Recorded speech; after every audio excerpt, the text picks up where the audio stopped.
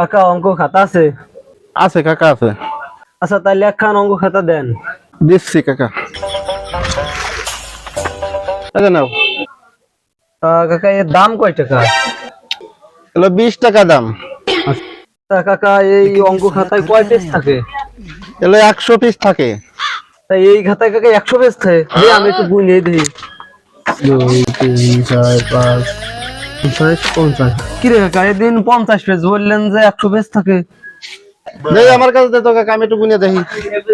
আচ্ছা দেখেন। 1 2 3 4 5 6 7 8 9 95 99 100। কাকা দিয়ে 100 বেশি আছে। তাই এইরকম গুনবো আমি তো জানি না। দে টাকা দে তাই।